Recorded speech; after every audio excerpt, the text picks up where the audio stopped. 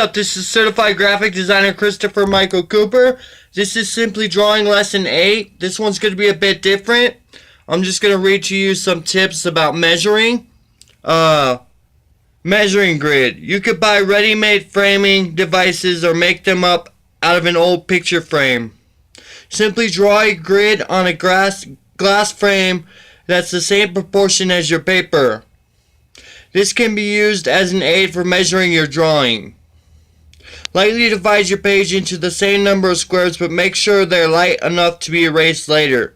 Then when you're drawing your picture, match up what you draw with what you see in the corresponding squares. A good way to practice this principle is to draw a grid over a photocopy or a picture. Draw up a matching grid on a plain piece of paper and try to copy it using the measuring grid. Follow exactly the same process. Or sight-size drawing. Hold your pencil or ruler or anything straight out in front of you with your arm fully extended. Close one eye and measure the first bit of the subject you wish to draw. Hold the pencil against your paper and using a different pencil, mark the measurement on your paper. Continue this process until you have most of the main points of the drawing measured on the paper. If you want the drawing to be either bigger or smaller, simply move closer or further away from the subject. And lastly, cross-reference measuring. As you do more and more drawing, your eye will automatically check where the objects are in relation to each other.